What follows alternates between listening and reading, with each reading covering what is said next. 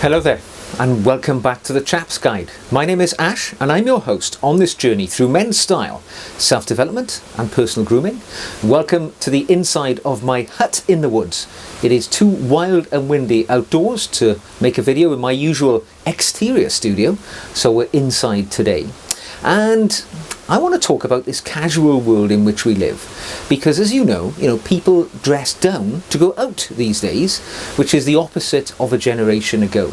And it's challenging for us intentionally well-dressed men to walk that tightrope between what is well-dressed, what is stylish, and what is to the very edge of, and beyond in some cases, of flamboyance.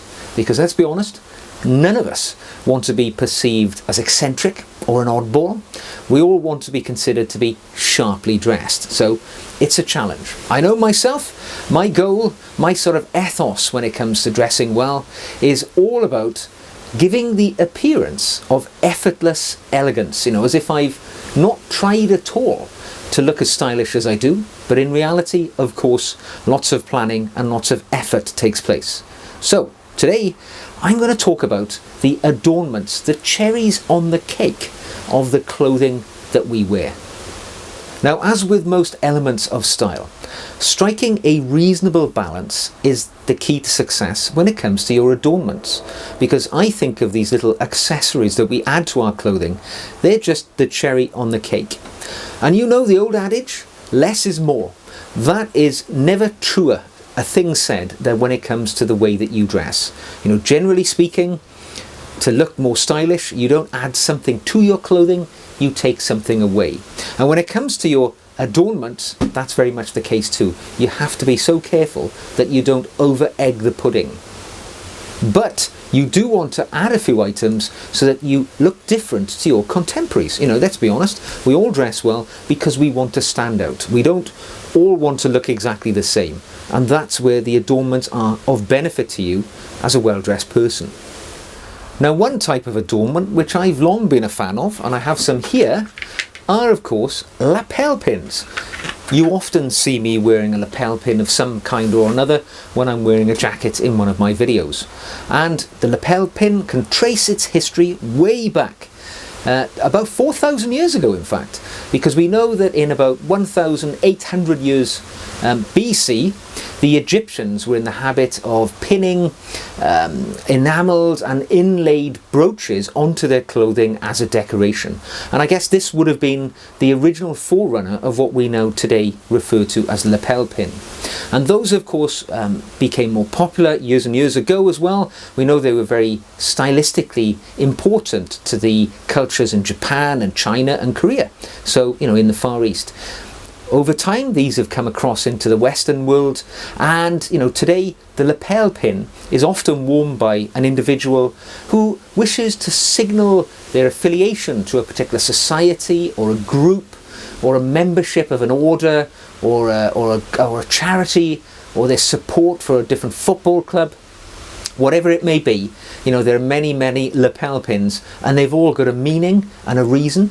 And a worth to wear if you're somebody who has an interest in that side of things. Now, while we're talking about lapel pins, probably the most common, the ones you'll see every day, are made of metal. Either some sort of base metal like steel, copper, brass, maybe even silver or gold, precious metals. And more often than not, they will be decorated with some sort of colour. Either enamelling or directly painted onto the badge. Most of the ones I have would fall into that category. And almost all of them denote my association with a group or support of an organisation. They might have some sort of symbolic meaning. They might be relevant to your nationality. We always see the American president always has a miniature version of the Stars and Stripes displayed on his lapel. So they have great relevance to the individual who wears them, and very importantly, they symbolise something to the people that you will meet. So they're a great opportunity to network, to start a conversation, because if somebody sees your badge and they share that association, that's your opening. You've suddenly made a new friend, or you've certainly opened a line of conversation. Now, my advice when it comes to the wearing of a metal lapel pin, or any lapel pin really, is that you know what it is, right? So if you like something just because of its visual look, make sure you understand what it is. Because if you're pinning something on which has some sort of specific relevance, so it's symbolic of an award, for instance, or it's an association with a political group or something like that, make sure you know that.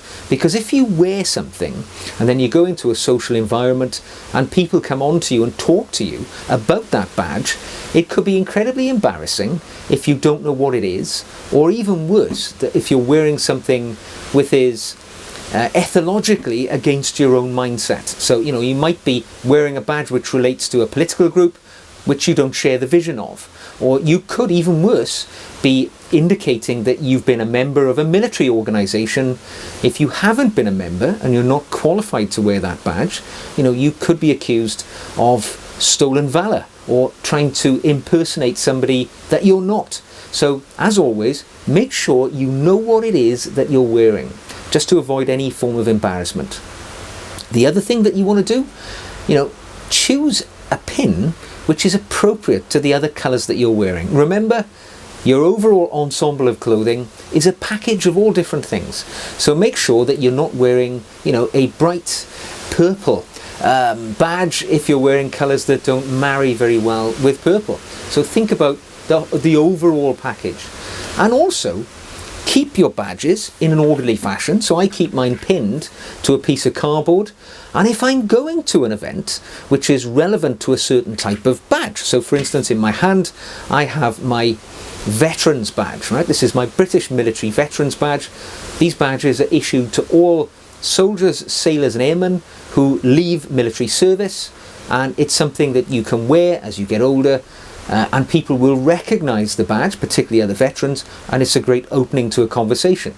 I make sure that I always wear this badge when I know I'm going to an event where I'm likely to encounter other veterans, because, as I say, it's a great way of opening that conversation. Now, if I wasn't a veteran and I was to wear this badge, it could be a wholly embarrassing situation if somebody walked up to me and, shook my hand, thanked me for my service, and then went on to a conversation about their military service. You'd be in a whole heap of trouble when they found out you were wearing the badge just because you like the look of it. So make sure you know what you're wearing and only wear badges that you're qualified to do so.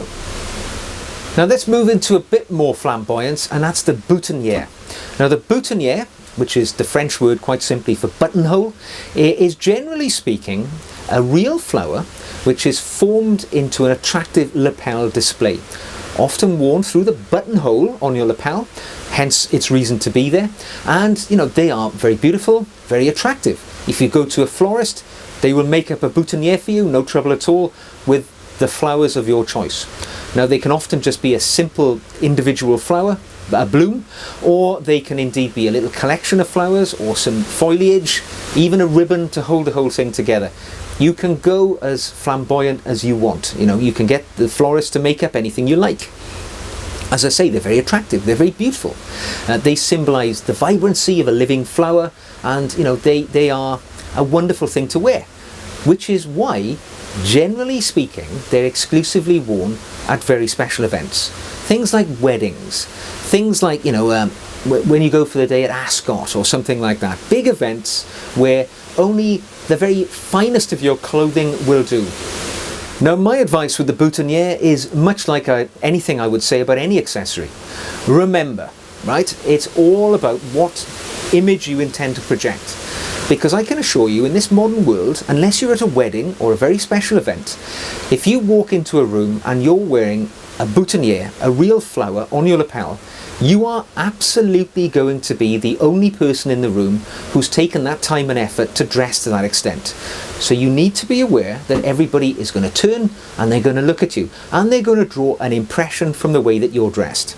Now, if you're comfortable with that, that is fine. If you're confident, you know that the people will be thinking, look at this guy here, he's taken his level of elegance to the next step.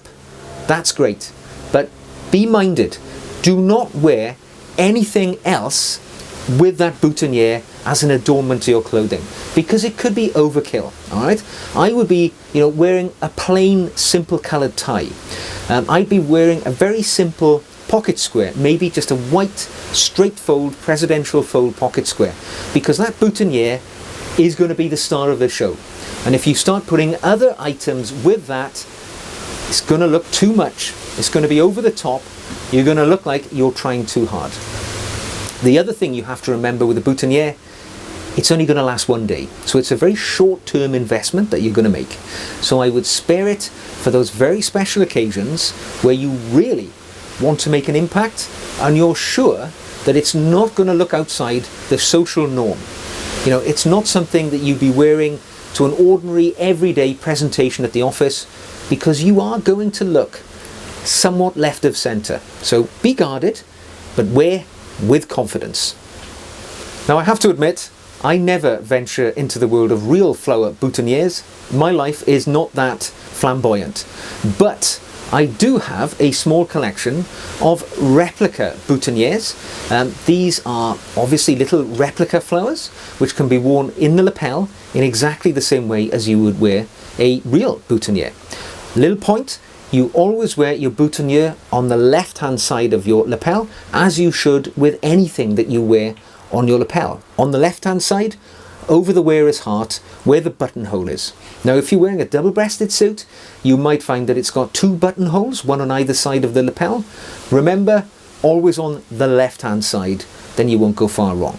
So your little replica boutonniere, now that's often made of silk or cotton or satin or whatever, but these are just an attractive little addition to your outfit. And the beauty of these, you can pick them in any colour you like.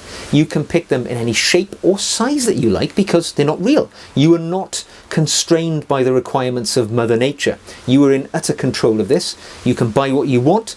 They will last forever.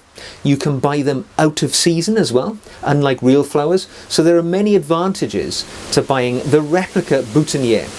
And let's be honest, it's never going to wilt. It's never going to leave a stain on your lapel either, which is a certain advantage perhaps to a real flower.